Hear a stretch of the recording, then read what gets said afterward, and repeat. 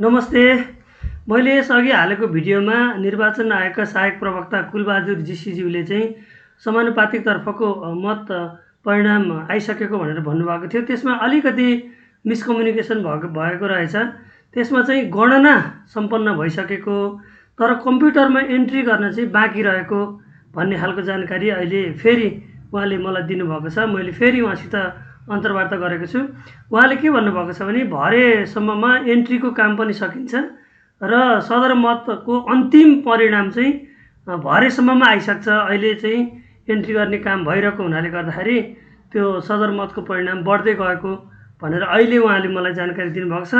म उहाँसँगको कुराकानीको सामग्री म यहाँहरूलाई प्रस्तुत गर्छु र साथै मतगणना सकिए पछाडिको फाइनल रिजल्ट पछि पनि म तपाईहरुलाई कसले कति सिट पाउँछन् भनेर भिडियो हाल्नेछु। अब यो सामग्री कुलबहादुर जीसीजीसँगको कुराकानी। समानुपातिक चाहिँ मतको सन्दर्भमा अहिले बढिरहेको छ। यो के भएको प्रवक्ता सहायक प्रवक्ताज्यू?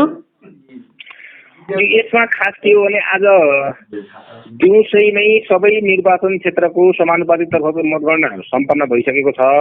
हजुर। तथापि त्यसमा आवश्यक कागजपत्र मिलाउने र इन्ट्री गर्ने हाम्रो सिस्टममा निर्वाचन आयोगको सिस्टममा इन्ट्री गर्ने प्रक्रिया जारी भएको हुनाले आज साँझसम्ममा दिउँसो 3 बजे अथवा साँझसम्ममा फाइनल आउँछ कि भन्ने हाम्रो अनुमान छ। भनेपछि गणनाको कार्य सकियो, एन्ट्री गणनाको कार्य सिद्धियो, फिल्डमा गणना कार्य सिद्धियो, तर त्यसमा प्रोसेसिङ गर्ने र डाटा यकिन गरेर सिस्टममा प्रविष्टि गर्ने काम चाहिँ बाँकी छ।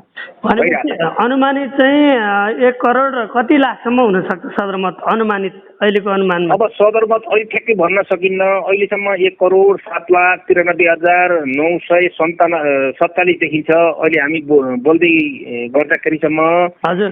यो चाहिँ केही हजार हरेक घण्टामा 2-4 हजार भोट बढ्दै गएको हुनाले यो सिस्टममा इन्ट्री भइरहेको छ।